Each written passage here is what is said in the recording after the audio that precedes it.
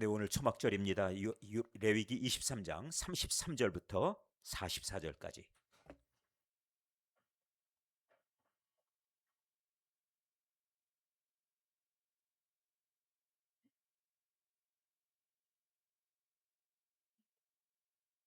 레위기 23장 33절부터 44절까지 한 절씩 차례대로 교독하실 터인데요.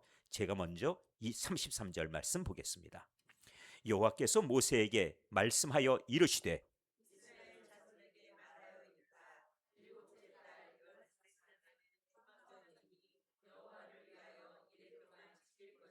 네, 참 잘 읽으셨는데 사실 정상적으로 하면 여기보다도 50% 정도 목소리가 더 나와야 돼요. 그래야지 이게 모두가 힘써 말씀을 읽고 은혜를 사모하는 가운데 말씀이 들려지는 그런 시간이 될 겁니다. 네, 제가 35절 봉독할 터인데 여러분 크게 말씀 읽으시기 바랍니다. 첫날에는 성회로 모일지니 너희는 아무 노동도 하지 말지며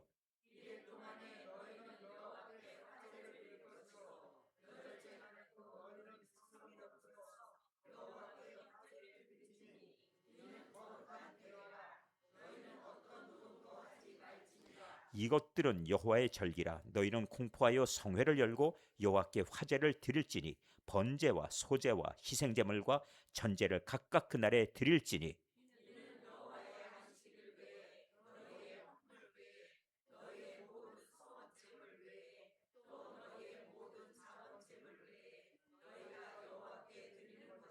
너희가 토지 소산 거두기를 마치거든 일곱째 달 열다섯째 날부터 이래 동안 여호와의 절기를 지키되 첫날에도 안식하고 여덟째 날에도 안식할 것이요.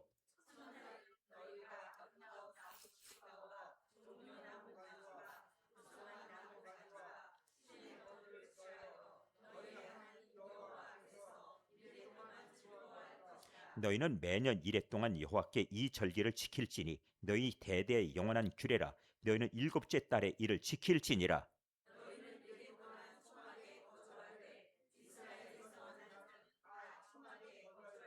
이는 내가 이스라엘 자손을 애굽 땅에서 인도하여 내던 때에 초막에 거주하게 한 줄을 너희 대대로 알게 함이니라. 나는 너희의 하나님 여호와이니라. 모세는 이와 같이 여호와의 절기를 이스라엘 자손에게 공포하였더라. 아멘. 23장의 이제 마무리이기도 하고요. 이스라엘의 절기 7개를 소개하는 가운데 7번째입니다. 자, 그러면은 일반 절기 2개를 말씀드렸죠. 이거는 일주일마다 지켜야 되는데 의미와 정신이 들어있었어요. 첫 번째 절기는 무엇이었습니까? 안식일. 이거는 창조를 기념한다. 두 번째 절기는 무엇이었죠? 유월절. 이거는 구원을 상징한다. 그래서 이거는 우리가 창조와 구원이라는 주제 속에서 오늘 교회가 중심 잡고 우리가 주의를 지키는 정신으로 이렇게 계승되어 온 거예요. 창조의 신앙이 구원의 신앙으로 완성돼 가는 것이죠. 자, 이것이 이제 일반 절기. 특별 절기가 5개가 있었죠. 그래서 그 다음에 6월절에 이어지는 7일간을 무엇이라 불렀습니까? 무교절이라 불렀죠. 그래서 무교병을 먹어야 되고요. 또 동시에 별명이 있다면 초실절. 네, 공부들을 잘 하셨어요. 자, 그 다음에 네 번째 절기는 무엇인가요? 오순절이지요. 그로부터 50일째 되는 날. 그리고 그날에는 성령의 충만도 있었고요. 또 한편으로 맥주라고 하는 그런 어떤 절기가 되어서 맥주절을 지키기도 합니다.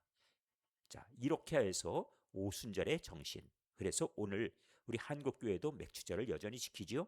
자, 이렇게 하고 있습니다. 자, 그 다음에 5번째 절기는 무엇이었습니까? 나팔절이죠. 몇 월 며칠? 7월 1일. 7월 1일입니다. 그래서 7월 1일 날 나팔을 부는데 나팔을 불면서 하나님께서 이루신 큰 역사적인 사건을 제가 소개를 해드렸어요. 그래서 그 가운데 나팔 부는 가운데 여리고성에서 일곱째 날에 나팔 불게 했죠. 그리고 이날은 승리의 날이에요. 맞죠? 예, 이 나팔 불면서 그날 크게 외치면은 성이 무너지는 거예요.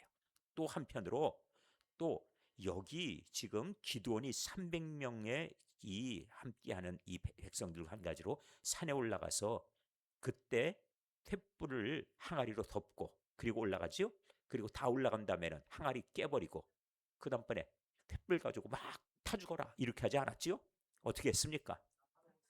그때 나팔을 불면서 뭐라고 외쳐요? 여호와를 위하여, 기도원을 위하여라고 외쳤더니 알아서 다 죽었어요. 참 이상한 전쟁입니다. 자, 그런데 이 싸움은 누가 하신 싸움이에요? 하나님이 하신 싸움이에요. 그래서 오늘에도 나오지만 하나님이 하셨다, 하나님이 하셨다, 하나님이 하셨다는 것을 계속 강조하는 가운데 모든 절기마다 공통적으로 나오는 것이 무엇인가 하면은 그것은 아무 노동도 하지 말아라. 왜? 하나님이 하신 것에 우리가 했다라고 숟가락 얹지 말라는 거예요. 내가 쓰고 했으니까 이런 거 하지 말라는 거예요. 그런데 교인들이 참 이런 거 잘합니다. 이 숟가락 얹기를 너무 좋아해요. 그러니까 이거 하지 말아라 하는 뜻이 아무 노동도 하지 말지니 하는 것이 절기마다 나와 있죠. 그래서 창조에도 또 여기 이스라엘 백성을 구원하시는 유월절에도 전부 안식일에도 전부 아무 노동도 하지 말지니, 그리고 무엇이든지 일하는 자는 어찌한다고요? 죽는다. 멸하실 것이다. 죽을 것이다. 왜 그래요? 하나님의 거룩하심, 하나님이 하신 일에 감히 끼어들어서 내가 했다고 그걸 갖다가 요렇게 한 움큼 띄어가려고 하니까, 그래서 그거 못하게 하느라고 하나님이 멸하신다고 말씀하신 거예요. 자, 이렇게 말씀했고 마지막에 나팔이 하나 더 있어요. 무슨 나팔인가 하면 예수님 오실 때, 그렇지요? 하나님의 명령과 그 다음에 주의 호령과 천사장의 나팔 소리가, 그렇지요? 이 나팔 소리는 그야말로 그리스도의 왕되심, 이제까지 이 세상 속에서 그리스도를 대적하려 하던 적그리스도의 세력이 무너질 것이고, 그리고 세상의 역사는 하나님에 의해서 모든 것이 이제는 다시 새롭게 전환점 맞이하겠지요. 이 승리의 선언이 바로 이 나팔과 함께 있어요. 그러니까 나팔절, 그러면 우리들이 이걸 예사로 보면 안 되는 겁니다. 그 나팔 불 때 하나님께서 나팔 불 때 나의 이름, 나팔 불 때 나의 이름, 나팔 불 때 나의 이름, 그 다음에 우리는 그 이름을 찬미하겠네 하는 겁니다. 그래서 우리 모든 나팔 불 때, 그때 주님 오실 그때 주님의 이름, 바로 예수 그리스도의 이름을 찬미하는 일에 동참하면 된다는 얘기예요. 자, 여섯 번째 절기 한 가지 더 하고 가도록 하지요. 지난 시간 우리 보셨던 여섯 번째 절기는 무엇인가요? 예, 대속죄일이죠. 이건 7월 며칠? 날짜를 마음대로 막 바꿔주시고 이러면 안 되는데, 며칠이요? 7월 10일입니다. 7월 10일. 이날 때문에 대제사장이 필요했어요. 이날 때문에. 대제사장이 이날, 그러니까 1년 동안을 자기가 준비하고, 그리고 하나님 앞에 거룩함을 유지한 채 그날을 위해서, 백성들을 위해 제사하기 위해서 이 피를 가지고 들어가서 지성소에 붓게 되지요. 그런데 이 제물이 만일 하나님 보시기에 부족하다, 이 제물이 하나님 받지 않으시겠다 하면은 대신 누가 받아야 돼요? 누가 죽어야 됩니까? 대제사장이 제물이 돼야 되는 거예요. 그래서 대제사장은 혹시 자기가 죽을 수도 있다라는 걸 전제하고서 옷을 입어요. 그게 바로 대제사장의 에봇, 방울 달린 옷입니다. 그래서 움직이면 방울 소리 나고, 방울 소리가 안 나면은 죽은 거예요. 그렇게 되는 겁니다. 그래서 예수님도 대제사장으로 오셨기 때문에 아예 오실 때 인자가 온 것은 섬김을 받으려 함이 아니라 도리어 섬기려 하고, 마가복음 10장 45절이에요. 그리고 자기 자신을, 그렇죠, 대속의 제물, 화목제물로 주려 왔다 하고 말씀하신 거예요. 그 얘기는 무엇입니까? 아예 양을 잡은 것이 아니라 자기 자신을 내가 제물이다, 그래서 내 피를 하나님께 드릴 것이다 하고 오신 거지요. 그러니까 대속죄는 대제사장이 바로 백성들의 죄를 가지고 하나님 앞에 가서 이 죄를 고백하면 하나님은 그 제물을 받으시고 그 피를 받으실 때, 그러면은 그가 나와서 그가 무사히 이 제사를 드리고 나오면은 하나님께서 온 백성들의 죄를 사해 주셨습니다 하고 선포하겠죠. 그게 바로 대속죄일이에요. 그런데 이 속죄일에 이렇게 해서 1년이 지나는데 문제가 있어요. 왜 그러냐면 그 다음에 또 해야 되는 겁니다. 또 왜 그럴까요? 히브리서 10장 2절, 1절과 2절에 그 이유가 나와 있어요. 짐승의 이 생명, 짐승의 피로서는 사람의 죄를 원래 속할 수가 있습니까? 없어요. 그런데 이렇게 할 수밖에 없는 이유는 죄가 없는 사람이 죄값을 대신 치러줘야 되는데, 그런 사람이 와서 우리 죄를 속해 줄 때까지는 하나님께서 이 짐승의 피로써 대신하겠다는 뜻이에요. 그렇지만은 이것이 온전하진 않으니까 이것을 할 때 하나님은 제사를 통해서 은혜 주시고, 제사하는 가운데 하나님은 그 민족을 구해 주시고, 환난을 면케해 주시고, 재앙을 하나님께서 대신 면해 주신다 하는 약속이 있지만, 문제는 이 제사가 그쳐지고 나면은 이 땅에 환난이 오고 하나님께서 심판하시고 그리고 죄값을 치르심이 드러난다는 얘기예요. 그러니까 이것을 계속 반복해서 했지요. 그런데 언제 그쳐집니까? 이 제사가 예수님이 오셔서 이 제사의 모든 요건을 충족하고 나니까 더 이상 제사를 하지 않게 됐다 하는 얘기지요. 이게 바로 우리가 지금까지 나눈 대속죄일에 관한 그 내용이에요. 그래서 예수님이 마지막에 선언하신 그 한마디, 다 이루었다 하신 그 말씀은 참된 의미가 있는 거예요. 이제는 제사의 제도가 사라지고, 그리고 하나님이 그 말씀을 온전히 성취하기 위해 이제는 제사로 들어가기 위해서 막아놓았던, 아무도 들어올 수 없다, 제사장만 대제사장이 되어서 1년에 한 차례 들어와라 하고 막아놓았던 지성소에 그 막던 휘장이 있었어요. 근데 그것을 하나님께서 찢어주셨다는 거죠. 그래서 하늘로부터, 위로부터 아래로 찢어주심은 사람이 찢은 것이 아니라 하나님께서 이것을 찢어서 문을 열어주셨다는 뜻이에요. 이렇게 함으로 해서 이제 제사를 위한 성전을 이 땅에 짓지 않습니다. 우리도 제사를 하진 않아요. 그러나 이 제사의 의미는 무엇인가 하면은 예수님께서 십자가에 못 박히심 사건이 바로 제사의 의미예요. 피 흘림이죠. 어린 양이. 다시 말하면은 이 피 흘림의 사건 속에서 이 제사가 성취되었기 때문에 우리는 예수 그리스도의 이 고난을 바울 사도의 해석으로 볼 때 고린도전서 10장에 나와요. 이 반석은 곧 그리스도라고 설명이 되니까 반석을 쳐라 하고 치는 가운데 무엇이 나왔습니까? 물이 나왔지요. 그런데 그 상황이 또 와서 또 목이 말라요. 그랬더니 이번에는 뭐라고 얘기합니까? 하나님께서 이 반석에게 명하여 물을 내게 하라. 민수기 20장에서 찾아보셨죠?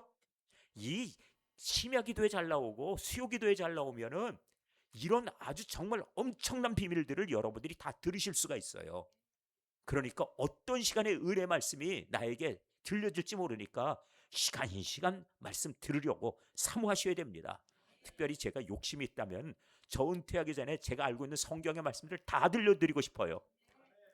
그러니까 제가 마지막에 쏟아부어서 다 말씀드리고, 그리고 제가 나중에 후회 없이 이 모든 것 우리 초대교회 성도들에게 다 전수했습니다. 하나님, 그리고 이 말씀이 우리의 믿음 되었습니다 할 때까지 제가 알려드릴 터이니까 제가 그래서 군말 많이 안 붙일 거예요. 그냥 하나님의 말씀, 그리고 또 위에 성경을 인용하여서 성경 있는 그대로 말씀드릴 터이니까 그대로 다 들으시면 되겠습니다. 이렇게 해서 이 한 번에 이제 십자가 사건으로 끝났어요. 그런데 이번에는 은혜의 말씀이, 그리스도의 은혜가 무엇으로 이제 온다고요? 말씀으로 명하는 가운데입니다. 그러니까 이제는 우리가 제사하지 않아도 무엇으로 그 은혜가 똑같이 임한다고요? 말씀이 선포되는 가운데 똑같이 하나님은 물을 내주실 거예요. 십자가에 예수님 또 못 박으려 하던 그런 어떤 형태를 유지했던 모세는 하나님의 거룩하심을 훼손했기 때문에 가나안 땅 못 들어간다 그러셨어요. 왜? 예수님의 고난을 상징하는 반석을 치라 하는 명령은 한 번으로 족했기 때문이지요.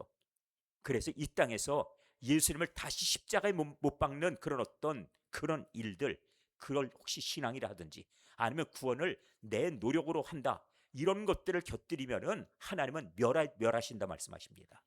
하나님의 은혜, 이것을 우리가 마음에 꼭 새기시고 이제 오늘 본문에 있는 마지막 7번째 절기로 갑니다. 이렇게 6가지 절기를 다 설명해 드린 이유가 무엇이죠? 아십니까? 오늘 7번째 하고 나면 다음번엔 이걸 다시 반복할 수 있는 기회가 없다는 거예요. 그러니까 오늘 나오신 분들은 마지막으로 제가 7가지를 정리해 드리는, 이렇게 제가 정리하는데 지금 한 10분 조금 안 걸렸거든요. 그런데 이렇게 한번 전체를 정리할 기회가 아마 다시 쉽게 오지 않을 겁니다. 그런 만큼 오늘 제가 이렇게 짧은 시간에 드렸던 말씀들 하나하나들을 다 잘 정리해 놓으시고, 레위기 그러면은 과거에 이 책은 안개 속에 쌓여 있는 책, 그리고 혹시라도 잠이 안 오면 펼쳐들 수 있는 부분, 혹시 이렇게 혹시 레위기를 생각했다면, 그리고 비밀이 가득한 책으로 이해했다면, 이렇게 드린 말씀 하나하나 통해서 레위기의 비밀들을 다 소유하고 그 은혜를 간직하시기를 주님의 이름으로 간절히 축원합니다. 자, 오늘 이제 33절부터 마지막 절기, 이제 다시 이 부분을 반복할 기회는 없을 거예요. 다음번엔 24장으로 넘어갑니다. 자, 그러면은 33절부터 오늘은 무엇인가 하면은 초막절 혹은 수장절, 초막절과 수장절입니다.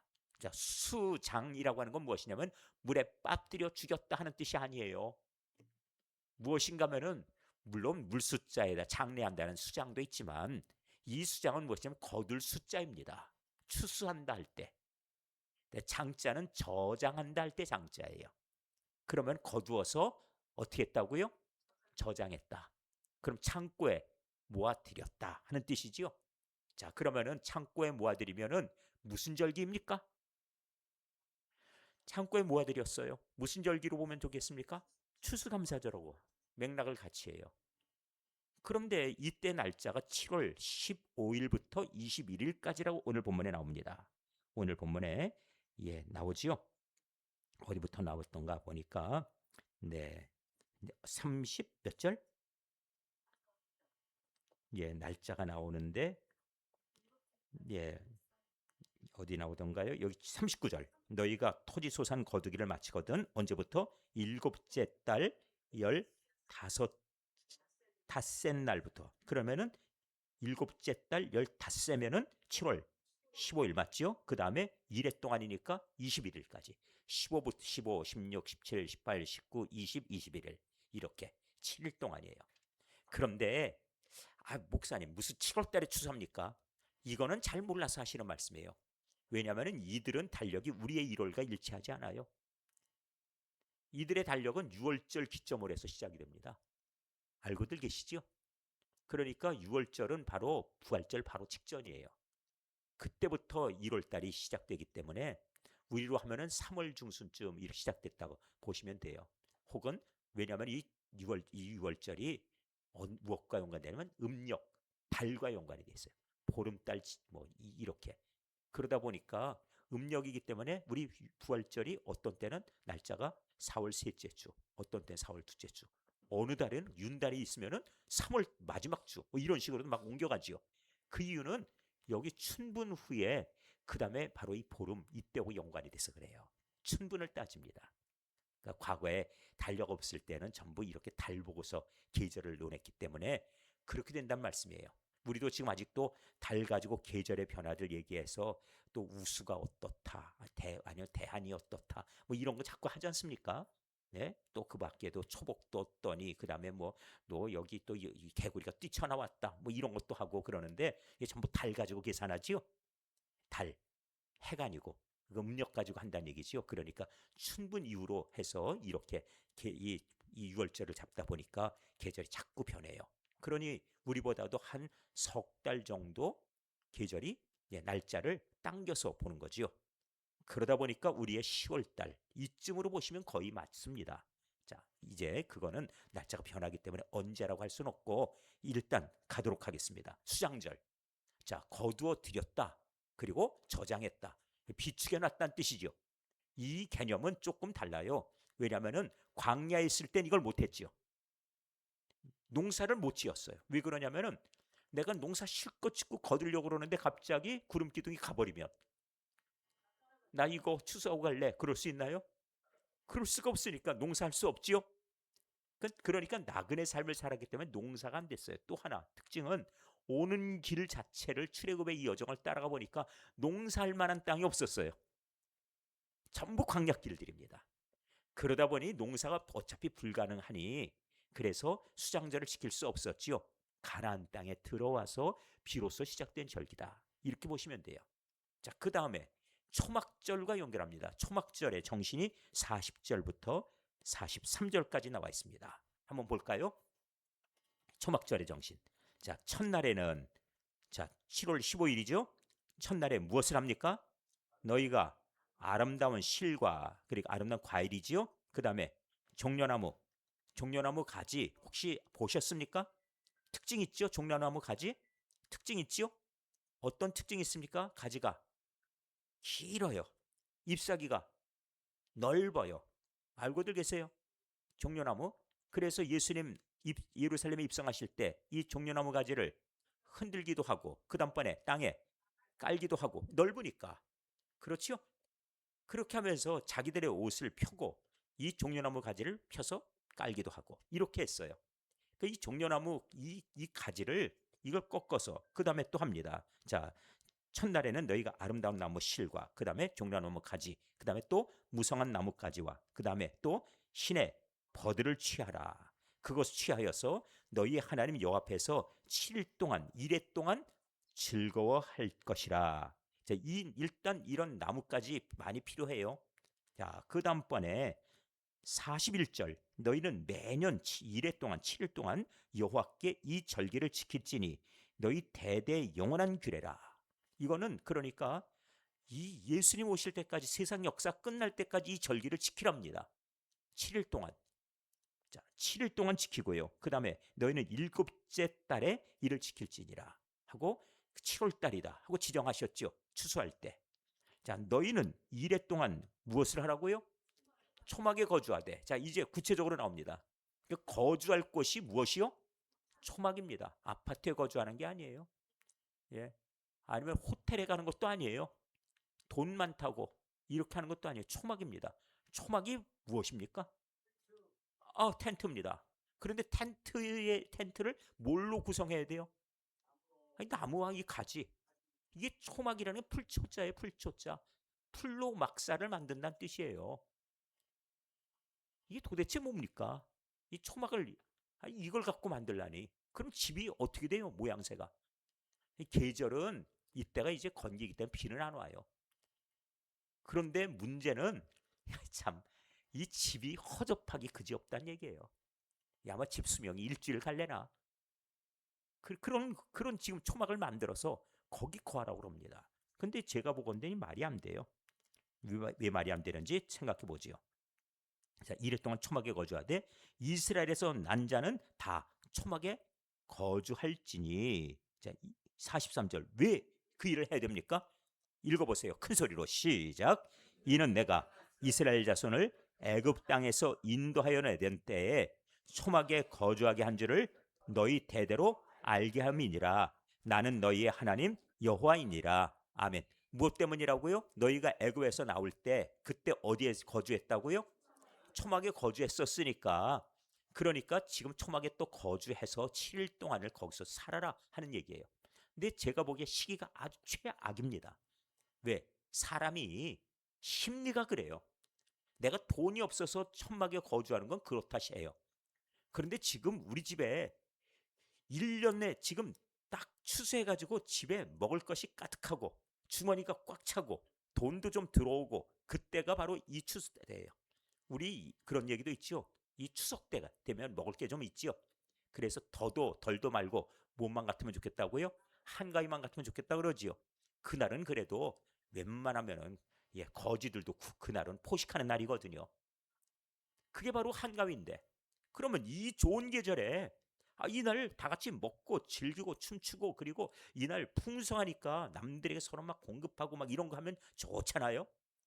그런데 왜 하필 제일 궁자 들게 이 초막에 들어가서 일주일을 살아요? 하나님께서 뭘 기억하라고요? 과거에 무슨 일? 애굽에서 종되었을 때 가진 거 없었다. 가진 거 없었다. 그 다음에 너희들 집도 다 결국은 너희 것 아니고 이거는 다 떠나갈 것들이다. 천막. 그걸 기억하라는 거예요. 근데 참 이 심리적으로 그렇습니다. 저도 경험해보지만 친구 만나러 나갔는데 주머니에 돈이 하나도 없어갖고 이거 오늘 밥을 먹자 하기도 참 뭐하고 그렇다고 밥을 사줘 그렇게 말하기도 뭐하고 그러면서 만나러 나갈 때 어깨가 좀 처져 나가지 않아요? 안 그렇습니까? 그렇지요? 그런데 요게 돈이 어쩌다가 용돈이 한 돈 10만 원이 있어갖고 내가 밥도 살 수 있고 커피 한 잔도 살 수 있다 그러면은 약간 그래 어깨에 약간 힘 좀 들어가지요? 그렇지요? 근데 1년 중에 가장 풍성해서 지금 쌓아뒀어요. 그러면은 지금 기분은 최고죠. 그리고 어깨도 좀 힘이 들어가지요. 그런데 이때 하나님께서 뭐라고 그러냐면 너 제일 밑바닥 때를 기억하고 그리고 그때를 잊지 않도록 이 초막에 가서 일주일 동안 뭉개다 와라 이거예요. 이거 뭔 일입니까 하나님? 좀 너무 심하십니다. 이런 얘기 나올 만하지요. 자, 그럼 보세요. 예수님도 비유에 말씀하셨지만 어떤 부자가 있어요. 창고를 딱 지어놓고 이제 막 추수 끝냈습니다. 그런데 뭐라고 얘기해요? 내 영혼아 기뻐하고 즐거워하라. 지금 우리가 먹고 쓸 것 평생에 쓸 것뿐만 아니라 영원토록 나는 이제는 이 모든 쓸 것에 걱정 안 해도 될 만큼 다 이제 갖춰놨으니 이제는 즐기고 놀고 먹는 것 이거 다 하더라도 이제는 부족한 게 하나도 없어. 지금 이렇게 말하지요. 그런데 그때 하나님께서 하늘에서 그 소리를 듣고 뭐라고 하십니까? 이 어리석은 자요. 오늘 밤에 내가 네 영혼을 거둬간다면 그것이 네 것이 될 것이냐 하고 물어보시죠. 왜 그걸 하나님께서 예수님 통해 말씀해 주실까요? 우리 인생의 나그네라는 건 모른다는 거예요. 초막절의 정신을 잊어버렸기 때문에 그런 거죠. 그러니까 지금 우리가 가난할 때를 잊지 말라. 가난할 때를 잊지 말라. 꼭 그 얘기를 지금 예수님은 여기 이 백성들에게 지금 하고 싶으신데 하나님께서 먼저 지금 이 얘기를 해주신 것이 초막절이에요. 자, 그러면은 이 부분에 대해서 우리도 조금 더 제가 하루도 안 빼고 웬만하면은 담은 한 5분이라도 꼭 제가 보려고 하는 게 있어요. 북에서 온 사람들의 이야기. 그걸 날마다 제가 한 5분이라도 꼭 그 사람들 말을 들어보려고 자꾸 찾아봐요. 그래가지고 제가 오해도 샀어요.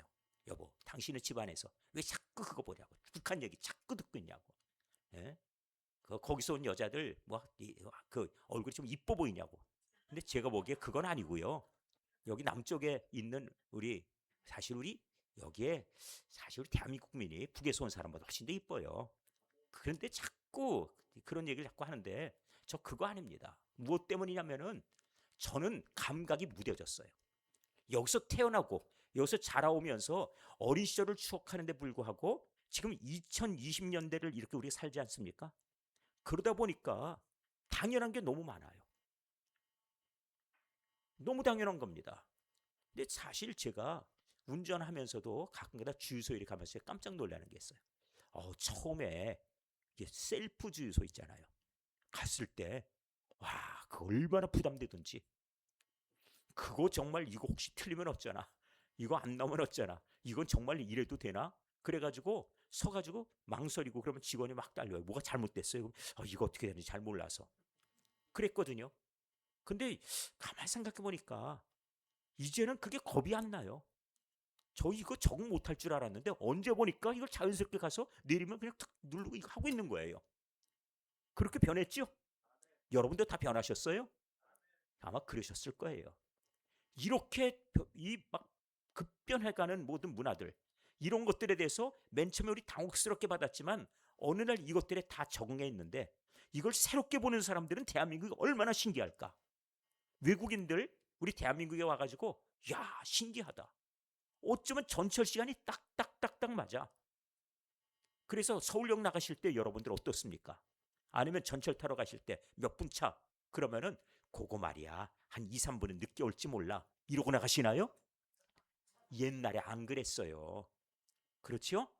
옛날에 어디 제 시간 맞춰서 출발했습니까? 근데 우리 사회가 아주 이렇게 정확하게 딱딱 맞아 들어가다니 이건 버스 타는데도 말이에요. 버스 운동 이저 버스 정류장에 여기 보는 박스가 딱 들어와서 거기에 다음 오는 차 이래가지고 시간 탁탁 나오고 몇 번 온다 예고도 되고 또 전철역에 가면은 전철이 오고 있는 그림으로도 나와요. 그러니까 이런 걸 들여다보는 사람은 야 이거 도대체 대한민국이라는 사회는 우리가 살던 날에 적어도 50년 100년씩 막 앞서 있는 것 같아 막 이런 얘기 하거든요. 이렇게 우리가 발전했는데 사실 우리나라가 그렇게 대단한 나라가 아니었어요. 1953년도 54년도 55년도 이때 영국의 가디언지 기자가 우리나라 와가지고 이 나라가 남의 도움을 벗어나려면 적어도 100년은 그래도 꼼짝 못한다. 100년 동안 벗어날 가능성은 없다고 글을 썼어요. 60년경에 프랑스의 르몽드 기자가 와가지고 이 나라가 이 스스로 자립할 수 있는 길이 있는가, 그런 거 가지고 단식을 했었어요. 미국에 마찬가지로 뉴욕타임스 기자도 왔었어요. 그래서 한 얘기가, 여기 대한민국 이 나라가 전쟁의 이 상처를 벗어나고, 그리고 이 나라가 제대로 먹고 사는 나라 되려면 50년은 원조를 받아야 된다, 그 얘기했거든요. 그런데 그 나라가 지금 어떻게 변해 있습니까? 남을 도와주는 나라. 당연히 남을 이제 돕는 나라가 된 거예요. 그런데 세계적으로 도움을 받던 나라가 도울 수 있는 나라로 전환된 케이스는 유일하게 하나예요. 하나. 딱 하나. 도움 받던 나라가 돕는 나라가 된 것. 이걸 뭘로 이해하십니까? 당연히요? 아닙니다. 기적입니다. 아마 우리들도 그럴지 몰라요. 나중에 가서 우리 초대교회 지금 여기 우리 성도들이 이만큼 모여서 우리 심야기도 하고 있는데, 일반 교회가 개척해가지고 이 정도 모여서 심야기도 하려면 몇 년쯤 걸린다고 얘기하던가요? 10년? 택도 없습니다. 택도 없습니다. 심야기도회는 그래요. 적어도 이 정도 모이려면 10년 갖고 안 돼요. 이 정도가 주일날 모이는데 10년 걸려요. 그러면은 이 정도 우리 규모가 모이려면은 지금 보니까 적어도 대형교회라고 얘기하는, 보통 이제 중대형교회라 얘기하는 한 400명대 교회, 그 정도 되면은 심야기도 이 정도 모인다는 얘기예요. 지금 그렇습니다. 알고들 계셨어요? 그런데 우리 교회가 지금 2년 차에 이렇게 모인다? 이거 하나님의 은혜 아닌가요? 하나님의 은혜를 우리 예사로 알고, 우리는 매주 그렇게 모이니까 당연하고, 아니에요. 감사의 정신 잊지 말라고 하는 뜻이 들어있는 거예요. 다시 말씀드립니다. 이 수장절 정신, 그것하고 초막절하고는 상극이에요. 가장 풍성할 때, 가장 밑바닥을 내려가라. 왜 그렇습니까? 너희가 곤고할 때를 잊지 말라는 겁니다. 자, 그러면은 여기 결혼하시고 50년쯤 되신 분들이 계시죠? 50년 정도 됐다 하시는 분들 이렇게 한번 손들어 보세요. 결혼하고 50년 가까이 됐다, 50년 지났다 하시는 분들 이렇게 손들어 보세요. 네. 그러면 결혼할 때 집은 어떤 형태였습니까? 왜 웃지 마시고 진지하게 하자고요. 결혼할 때 어떤 집? 월세요? 정말 월세도 구하면 다행이었죠. 그리고 그때 연료는 무엇이었어요? 연탄. 연탄. 연탄 사가지고 다니실 때 기억나세요? 새끼줄로 이렇게 하나씩 한 장씩 들고 다니시던 기억나세요? 쌀은 이렇게 봉지해가지고 봉지쌀 사셨던 기억나요? 저는 그 시대는 아니에요. 저는 그래서 저는 연탄이 아니라 저는 무슨 시대냐? 저는 번개탄 세대입니다. 왜? 저는 10년 더 있으니까. 번개탄이 나와가지고 불을 피우는데 번개탄으로 불 피웠거든요. 그러니까 놀라운 발전이에요. 그 이전 세대는 연탄불 꺼지면 난리들이었거든요. 근데 우리는 불을 끄고 그 다음날 이 번개탄에다가 종이로 불 피워갖고 탁 갖다 대면 확 타올라갖고 거기다가 그냥 연탄 딱 올려놓으면 불이 펴지고 했거든요. 이렇게 변화됐는데 지금 아이들한테 번개탄을 얘기하면 알아먹겠습니까? 번개탄이요? 아니, 번개 맞아요? 이럴 텐데 세상이 변했잖아요. 이렇게 막 변해가는데 지금 우리 아이들한테 사실 솔직하게 얘기하면은 지난날에 우리 전쟁 끝나고 나서 살기 힘들었다 뭐 이런 얘기하면은 우리 할머니들이 손주들한테 그런 얘기 들려주면은 20대 아이들한테요. 할머니 왜 그러고 살아요? 라면 끓여 드시고 떡 부족하면은 떡 끊어가지고 떡라면 끓여 드시지. 왜 그렇게 없이 무슨 뭐 촉은 못 피웠자고 그런 얘기 하시면은 정말 그건 왜 그렇게 궁색하게 사셨어요? 몰라 하는 얘기지요. 그런데 이 백성들은 안 그래요. 왜 그러냐면은 7일 동안 계속 매년마다 초막에 가서 여기 살면서, 그러니까 어렸을 때도 가야 돼요. 태어나서 1살 때도 가야 돼요. 왜? 부모가 다 가니까. 2살 때는 안 갑니까? 가야 돼요. 10살 때도. 그러면 20살 때는 당연히 가야죠. 그 대신에 40살 되면 가야죠. 아니, 아들 데리고 가고 딸 데리고 가야죠. 그렇지요? 그러니까 역사가 1000년이 지나도 그들은 계속 이 일을 해야 돼요. 그러니까 하나님께서 애굽의 종되었던 때 적어도 3,500년 전의 일을 지금도 하게 하시는 거예요. 그런데 지금 잘 살거든요. 먹고 살만하고 집 괜찮아요. 그리고 집에 풍족하게 그래도 나름대로 그래도 쌓아놓고 있는데 그거 놔두고 거기 가라 이겁니다. 그리고 텐트 치래요. 초막을 지으랍니다. 그리고 이 일을 하라는 뜻은 무엇이에요? 하나님께서 하신 일을 잊어버리지 말아라. 어느 날 우리 교회가 또 1년 지나고 또 1년 지나서 10년 됐어요. 그런데 우리가 기억해야 될 게 있습니다. 여기 처음 들어왔을 때 교회 사랑하는 정신, 우리가 처음 개척교회 했을 때 그때 마음가짐 잊지 말라는 거예요. 하나님께서 한 사람 한 사람을 보내주셨을 때 그때 기뻐했던 일 잊지 말라는 거예요. 제가 어느 날 조금 교만해졌던 때가 있어요. 언제 그 교만해졌었냐 하면은 새가족이 너무 많아가지고 신방 다니기가 너무 힘든 거예요. 제가 새가족 신방 다 있잖아요. 그렇지요? 근데 새가족이 여러분, 제가 이 새가족 등록이 맨 처음에 막 등록해가지고 여기 신도시 막 들어올 때 그때 1년에 평균 300명에서 350명이 등록했어요.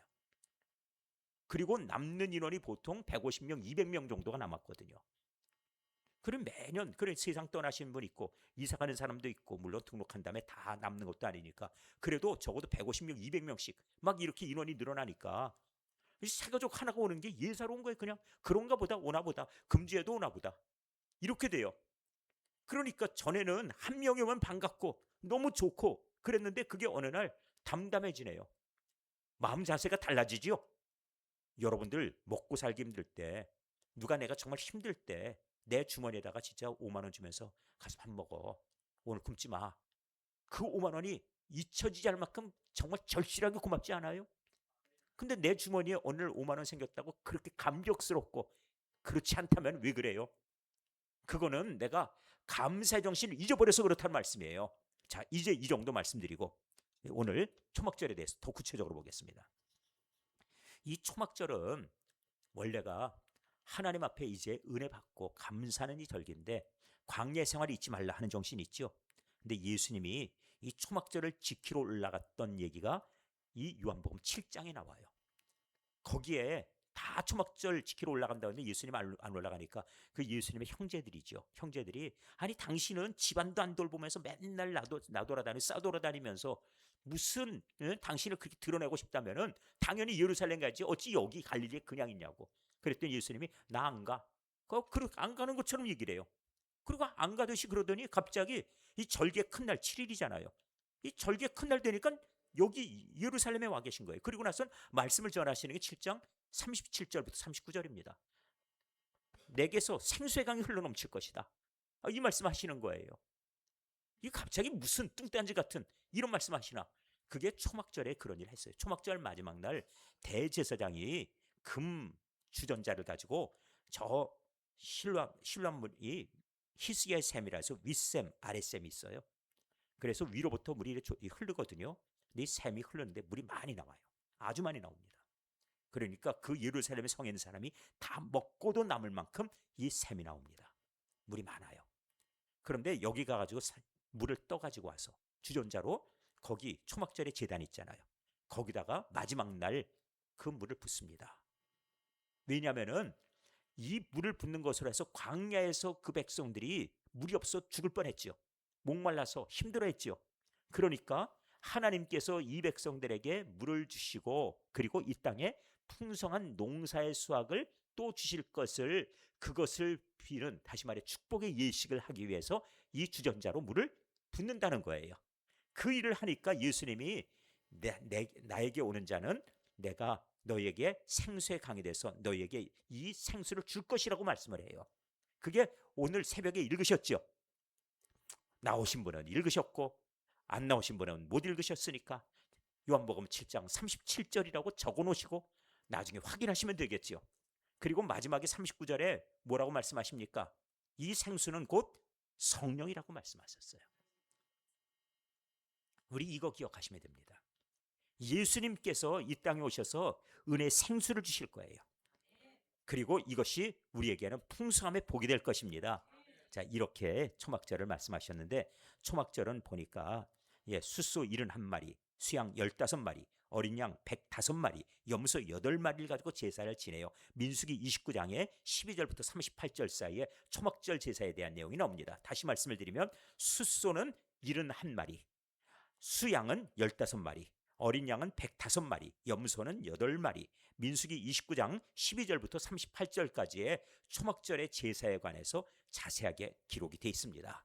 이거는 이제 그 지키는 방식인데 지금이야 그건 이제 큰 의미가 없어요. 왜냐하면 이 제사는 예수님의 죽으심으로 완성됐기 때문에. 그러나 한 가지 우리가 꼭 기억하고 가야 될 것이 있습니다. 초막절의 정신 3가지를 말씀드리고 마치겠습니다. 초막절의 정신 첫 번째 무엇인가 하면은 첫 번째는 교만하지 말라는 것이에요. 자, 교만하지 말아라. 오늘 본문에 나와 있지요. 무엇을 말씀합니까? 지금 내가 너희들에게 지금 준 이 땅, 그것은 원래 이스라엘 백성 것입니까? 애굽에 종되었을 때 땅 없었지요? 그 다음번에 그들이 거두어서 그것으로 이 땅에 저장할 만한 그런 여건이 있었던가요? 없었죠. 그런데 40년 동안 그것을 못하고 광야길을 걸어왔어요. 그런데 그들이 굶어서 죽었습니까? 그런 일이 없어요. 하나님이 먹여주셨다. 그 얘기입니다. 그걸 기억하라는 거예요. 그럼 초막에 살면 굶어 죽을까요? 아니라는 겁니다. 그러니 그들이 사는 것은 그들이 모아서 사는 것 아니고, 그리고 그들이 지금 저장하고 대책 세워서 사는 것이 아니라 하나님의 은혜로 우리 조상들도 살았고 우리도 사는 것임을 잊지 말라. 다시 말하면 밑바닥 때를 기억하라는 거예요. 우리 신혼 때 제일 먼저 우리 결혼하고 나서 밥그릇 2개, 국그릇 2개, 숟가락 2벌, 젓가락 2벌 이렇게 사가지고 결혼을 하고 이제 결혼 생활을 시작했어요. 그렇게 살고, 그리고 뭐 집안에 뭐 먹을 거 따로 있나요? 쌀 이런 거 없어요. 그때 저 신대원 다닐 때 2학년 때인데. 그러면은 교회 가면은 한 달에 한 번씩 성미라는 걸 줘요. 그럼 교육전사인데 성미를 주면 제가 그걸 한 달에 한 번씩 지고 집에 이걸 지고 오는 거예요. 그러면 그것이 이제 우리의 식량이 되고, 교육전사 사례 받아가지고 학비 내고 그걸로 살아야 되고 아이 키워야 되니까 보통 이게 사실 머리에 답이 안 나와요. 지금 우리 교육전사님한테 그걸로 학비 내고 그걸로 생활하고 그걸로 살아라 그러면 그 답이 나오는 대답입니까? 그런데 그때는 왜 그렇게 또 요즘은 사모님들이 뭐 직장 생활도 하고 부업도 하고 이러잖아요. 그땐 또 그거 하면 안 된다 그래가지고 다 멀쩡히 다니던 직장도 딱 그만두게 만들었거든요. 그렇게 하고선 살다 보니까 참 아주 기가 막힌 일이 많았어요. 기가 막힌 일이. 뭐 지금 그걸 뭐 다 일일이 열고 하겠습니까? 이게 당장 내일 일은 난 몰라요가 저절로 나오는데 하나님께서 그런데 하루하루 살아요가 그때 딱 맞았어요. 그러니까 저절로 하나님의 은혜 구하게 되겠죠. 그때를 잊지 않으면 우리가 입에서 불평이 나옵니까? 원망할 일 있나요? 이스라엘 백성이 원망하다 죽고요. 불평하다 죽은 거예요. 그래서 우리 어려웠을 때를 기억하라. 그리고 이것을 가지고 하나님은 훈련시키시는 겁니다. 사실 제가 바라볼 때 교육자들은 인생의 밑바닥을 경험해 보는 게 좋다고 생각해요. 인생의 밑바닥, 물론 경제적인 것도 그래요. 그런데 제가 훈련받은 신대원 졸업하고 저 강원대 막장 광산촌에 들어가서 훈련받고 나서 보니까 이런 거 경험하고 정말 목회 쓴맛, 밑바닥을 한번 제대로 한번 이걸 겪어보는 게 목회 얼마나 큰 힘이 되는지. 거기 이제 태백에 갔을 때요, 정말 힘들었던 게 어찌 태백산에는 그리 귀신 들린 애들이 많아요. 전국 무당연합회, 무속인 연합회가 바로 태백에 있어요. 그건 여자아이들 중에 귀신 들린 애들이 많아가지고 이 집에 가면은 실실 웃고 있고, 그리고 아이가 뭐 귀신 들려갖고 뭐 어쩌다 저쩌다 뭐 그러는데 가서 찬송 부르자면 같이 찬송가 부르 노래도 잘해요. 배실배실 웃어가면서. 정말 힘들었어요. 차라리 무서워하고 그러면 그건 어떻게든 쫓아내줘요. 그런데 이게 그거보다 더 단수가 높으면은 교묘해가지고 이거 잘 쫓겨나가지도 않으니. 근데 그걸 제압해가지고 그걸 그냥 이겨내려니. 그런데 그런 곳에서 목회를 해보고 나니까 사실 그 다음번엔 무서운 게 없어요. 그렇게 되는 겁니다. 밑바닥을 경험하는 것. 우리 인생에 하나님께서 때때로 이렇게 말씀하십니다. 잊지 말아라. 잊지 말아라. 네가 어떻게 이 땅에 왔는지 잊지 말아라. 너는 처음에 결국은 이 땅에 흙으로 만들었고 흙에서 왔다. 그리고 돌아갈 곳도 결국은 흙이다. 그거예요. 이스라엘 백성들은 그래서 그걸 늘 고백합니다. 나는 흙에서 왔음을 잊지 않습니다 하는 거예요. 그렇게 고백합니다. 나는 흙입니다 하는 고백을 잊지 말아라. 자, 우리들도 마찬가지로 흙에서 왔음을 잊지 않았으면 좋겠어요. 그래서 우리 몸에다가 뭐 1,000만 원짜리 가방 들고 돌아다니면 뭐가 또 달라져요? 인격이 달라지는 거 아니지 않습니까? 뭐 내가 지금 500만 원짜리 모피 걸치면은 그러면 남들이 뭐 대단하게 봐줍니까? 그런 거 말고 정말 하나님 앞에 신실함으로써 우리 자신을 꾸미시길 바랍니다. 두 번째, 또 하나의 교훈이 있다면 그것은 하나님께서 오늘 나에게 주신 것은 전적인 하나님의 은혜라는 거예요. 지난날 밑바닥을 잊지 말아라 그랬으면은 하나님이 주신 은혜도 잊지 말라는 거예요. 대한민국 엄청 변했습니다. 먹고 살만해요. 입에 불평 사라지고 그리고 투정하지 않으면 좋겠습니다. 잊지 않으려다 보니까 어찌 제 입맛이 초등학교 때 입맛 똑같아가지고 지금까지도 좋아하는 게 그냥 김밥이고 오뎅이고 떡볶이고 맨날 그러고 있으니 그러고 살아갑니다. 그런데 제 입에 불평이 없어요. 신방 다니면서 목사님 뭐 드실래요? 그러면 예, 수제비 먹죠. 맨날 목사님 뭐 그냥 우리도 목사님 이런 날 한번 좀 자러도 먹어보죠. 맨날 그런 얘기들 했거든요. 그런데 우리가 어렸을 때 먹던 그 음식들이 얼마나 귀한지, 그게 얼마나 감사한지. 그래서 전 그냥 우리 교회에서 그냥 날마다 먹는 음식들 너무나도 풍족하고 감사해서 그 감사의 맛만 잊지 않아도 좋아요. 이게 두 번째입니다. 마지막 세 번째, 신명기 16장 14절 15절 봤으면 좋겠습니다. 마지막입니다. 신명기 16장 14절과 15절. 신명기 16장 14절 15절 찾으셨나요? 네, 13절부터 어떤 절기에 대한 얘기죠? 예, 초막절입니다. 그러니까 우리가 지금 보는 절기죠.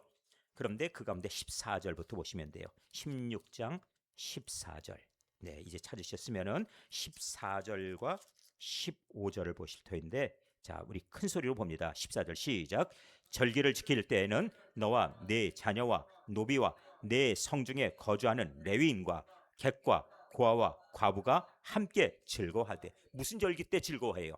초막절 때 즐거워하되. 그 다음에 15절 시작. 네 하나님 여호와께서 택하신 곳에서 너는 이래 동안 네 하나님 여호와 앞에서 절기를 지키고 네 하나님 여호와께서 네 모든 소출과 네 손으로 행한 모든 일에 복 주실 것이니 너는 온전히 즐거워할지니라. 아멘. 그러니까 혼자 기뻐하지 말라는 거예요. 이 절기 때 초막에서 모든 자들이 같이, 그러면은 그 가운데 초막에 모였을 때는 그 가운데 빈부귀천이 다 사람마다 있었겠지요. 그렇죠. 좋은 집 사는 사람도 있고 안 좋은 집 사는 사람도 있지요. 풍족한 사람, 그렇지 못한 사람 다 있지요. 그런데 초막에 나오면 어때요? 똑같아지는 겁니다. 목욕탕 가면은 예, 빈부귀천 없어요. 적어도 목욕탕 안에서는 그렇습니다. 그런데 마찬가지로 초막에 있는 동안은 잘나고 못나고 이런 게 없어요. 그냥 똑같이 초막 지어서 거기 있는 거니까. 그런데 그 가운데서 기뻐하게 하라는 것이에요. 누구를? 절기를 지킬 때 너와 네 자녀, 그 다음에 노비, 천한 사람들이죠. 그 다음에 또 있어요. 성중에 거주하는 레위인, 이들은 땅이 없지요. 땅에 소출이 없지요. 이런 레위인도. 그 다음번에 또 누구? 객, 이건 지나가는 예, 과객들입니다. 지나가는 이 손님들, 객들. 그 다음에 또 누구? 고아, 과부. 법적인 권리가 없고 남편이 없어서 그래서 농사도 제대로 못 짓는 이 과부. 그 다음에 고아, 돌봄이 예, 따로 없는, 부모가 없는 이 고아들까지도 함께 그 모든 축제 여기에서 같이 동참하도록 즐겁게 만들어주라는 거예요. 초막절의 정신입니다. 우리 교회가 하나님께서 주신 복과 은혜가 넘쳐나고, 그리고 그 은혜가 우리 안에 다가올 때마다 누구를 돌아보라고요? 약한 자, 연약한 자들을 돌보라는 얘기예요. 외로운 사람 돌보라는 거예요. 우리도 초막절의 정신 가져서, 그래서 큰 교회 됐다고 어깨 힘주지 말아라. 폼재지 마라. 우리 교회가 만일 하나님의 은혜가 넘쳐서 재정이 차고 넘치는 날이 온다 하더라도 그때에도 우리들은 누구를 돌보라고요? 어려운 사람 돌보라는 얘기예요. 전 교회 안에서 잘난 척하는 사람 정말 싫습니다. 뭘로 잘난 척해요? 내가 이거 만드느라고 얼마나 수고했는데 함부로 이거 네가 마음대로 갖다 먹어. 이런 사람 싫어요. 거기 왜 자기를 갖다 들이대요? 하나님께서 무엇 때문에 지금 일하게 하셨는데, 교회가 지금 하라고 하는 뜻이 무엇이에요? 그거는 바로 이 정신을 실현하라고 하는 것이거든요. 자, 이제 딱 시간 오늘 됐습니다. 이제 기도 제목 드리는 시간이죠. 오늘 말씀 다 드렸으니까, 자, 기억해야 될 것 세 가지. 첫 번째, 교만하지 마라. 두 번째, 은혜를 잊지 말고 감사하라. 세 번째, 연약한 사람, 그리고 외로운 사람, 그리고 돌봄을 필요로 하는 사람들을 무시하지 말고 그들도 함께 기뻐하게 하라 하는 뜻이죠. 이게 바로 초막절의 정신이에요. 오히려 풍족할 때 잘난 척하지 말고 어깨 힘주지 말아라, 그 얘기죠. 예, 하나님께서 저를 개척교회 목사로 만들어주신 게 얼마나 고마운지, 공식적으로 제가 어깨에 힘을 뺄 수 있도록 하나님이 조건 만들어 주셔서, 큰 교회 목사라고 괜히 앞에 와가지고 급실급실하는 것 좀 그것도 싫고, 저는 어깨에 힘주기 싫은데 남들이 괜히 큰 교회라고 이름 달아줘가지고 억지로 어깨에 힘 들어간 것처럼 보이는 그것도 싫은데, 이런 것들이 다 하나님이 다 숙제를 풀어주셔서, 그래서 이곳에 초막을 지어주셨으니 얼마나 감사한지. 자, 우리들도 마찬가지예요. 하나님 저희로 하여금 늘 겸손하게 하옵소서. 자, 두 번째는 감사하며 살게 하옵소서. 세 번째는 우리들 기도 제목 가운데 하나님 마음을 따뜻하게 하옵소서. 자, 그러면은 혹시라도 지금은 이번 명절에 잘 사는 식구들, 형제들도 있고 조금 어려운 식구들도 있지요. 어떻게 해야 됩니까? 서로 간에 만나면 폼재지 말라 이거예요. 함께 기뻐할 수 있도록 만들라는 거예요. 어떻게 할 것인가는 각자 생각하십시오. 형편에 맞게 함께 기뻐할 수 있게 서로 위해주고 서로 따뜻한 행복한 만남이 되게. 이게 명절이 되면은 이 초막절의 정신이 바로 같이 즐거워하게 하는 거 아니에요? 그러니까 같이 모여서 괴롭게 하지 말고, 모처럼 만나가지고 그래서 괜히 이런 거 저런 거 따지지 말고 너 어떻게 지냈어 이러면서 책망하고 이런 거 하지 말고, 그렇게밖에 못하냐고, 넌 장가 안 가? 넌 시집 안 가? 하면서 괜히 애들한테 쓸데없이 그런 시비 걸어서 애들이 그래서 명절 때 우리는 안 갈래요, 그런 거 만들지 말고 편안하게 해주라는 거예요. 좀 지혜롭게, 적어도 예수 믿는 사람이라 그러면은 그분 속엔 따스함이 있다, 그걸 만들어줘야죠. 그래야지 교회 가자 그래야지 같이 따라오지. 그렇지 않고 아우 우리 삼촌 다니는데 난 그 동네 내가 동자도 싫어, 이렇게 만들어주면 되겠습니까? 우리 초대교회 성도들 그런 이들 없으니까 제가 이 말씀드리지. 그런 사람 있으면 제가 그렇게 얘기하면 오늘 모처럼 심야기 돼 갔는데 그냥 목사님이 날 갖다가 들고 막 그냥 찢는 소리만 해가지고 이렇게 될 거 아니에요. 그러니까 우리들 오늘 기도하는 가운데 하나님 이번 명절에 정말 따스하고 행복한 천국의 모임 갖추게 해달라고 기도하셔야 됩니다. 이 땅에서 우리가 은혜 경험하고 이 땅에서 우리가 행복하고 이 땅에서 우리가 천국을 경험하지 못했다면 어디 그 다음번에 갑자기 우리가 죽은 다음에 천국에 간다고 어디 얘기를 해요? 그건 불가능한 겁니다.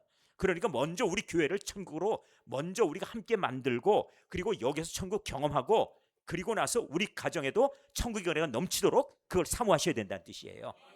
그것이 천국 생활의 하나의 과정입니다. 이것을 위해서 나는 어떻게 할 것인가를 오늘 고민하시고 기도하시라는 뜻이죠. 자, 이렇게 제가 기도 제목 드렸어요. 그걸 위해서 먼저 스스로 낮아지는 거, 감사하는 거, 그것이 전제될 때 그 안에 기쁨이 있다 하는 말씀 드렸으니까요. 하나님은 왜 그렇게 풍성할 때 낮아지라 하셨는지, 왜 하나님은 겸손하라 하셨는지, 그 초막을 지라 하신 그 뜻, 특별히 너희 옛날에 노예 생활하지 않았냐? 너희도 남들 밑에서 어려워봤지? 너희 그때 노예 생활하면서 뭐 변번이 가진 거 있었어? 하나님이 그렇게 말씀하시고, 너희가 오래 산다고 거기 무슨 소망이 있냐? 노예인데 결국은 그거 다 놓고 나와야 될 건데, 그렇게 말씀하시지 않습니까? 자, 이제 우리 기도하는 가운데 오늘 말씀 초막절의 은혜가 내 심령 안에 있게 하옵소서. 초막절에 내가 우리 가정에 넘치게 하여 주시옵소서. 우리 교회를 하나님께서 초막절의 정신을 끝까지 지켜가는 교회 되게 하여 주옵소서. 이걸 가지고 기도하시면은 하나님께서 주시는 기쁨과 은혜가 충만하리라 믿습니다. 오늘 이 말씀 속에서 우리 더욱더 주님을 사랑하고 그 은혜 안에 거하기를 바랍니다. 기도하겠습니다. 하나님 아버지, 오늘 저희들 초막절에 관한 말씀 들었습니다. 기도의 제목 받았사오니 이 초막절의 정신, 그 의의를 잊지 않도록 해주셔서 저희를 끝까지 겸손하게 하여 주시옵소서. 하나님께서 우리에게 베푸신 은혜, 너무나도 이것이 크고 고마운데 하나님 이것을 우리의 자랑으로 삼지 않도록 하여 주시고, 이것이 하나님께서 행하셨음을 우리가 늘 잊지 않도록 감사하는 입술, 그 고백이 늘 따르게 하여 주옵소서. 이번 저희들이 명절에도 우리 만나는 그 모든 자리마다 하나님의 나라 천국을 저희들이 함께 이루어가게 하시고 천국의 기쁨을 나누게 하셔서 누구라도, 심지어 연약한 자까지라도 하나님 모두가 다 같이 기뻐하는 그 만남 속에 우리가 천국을 소개하고 천국으로 안내하는 역할까지 감당케 하여 주시옵소서. 주여, 이제 우리가 기도하고자 합니다. 기도의 영이 우리 가운데 임하셔서 오늘도 저희들이 생수의 강이 흘러넘치며 이 생수가 곧 성령이라 우리 주님 말씀하셨사오니 그 뜻 따라 우리들이 늘 하나님의 풍성하신 은혜, 생수의 강이 우리 심령에 그리스도를 통해서 흘러가게 하여 주옵소서. 주여, 이제 우리가 간절히 기도하는 가운데 그 가운데 사모하는 심령에 주님 응답의 은혜가 넘치기 원합니다. 하나님 아버지, 간절하게 구하게 하시고 부르짖어 간구하게 하시며 그 속에서 하나님의 응답을 경험하는 놀라운 축복을 허락해 주옵소서. 특별히 먼저 하나님 아버지, 주께서 그 귓가에 말씀 들려주시고 이렇게 저희들에게 깨닫게 해주셨사오니 이제는 하나님의 응답 속에서 감격하며 기뻐하며, 그리고 또한 그 속에서 저희들이 남은 여생에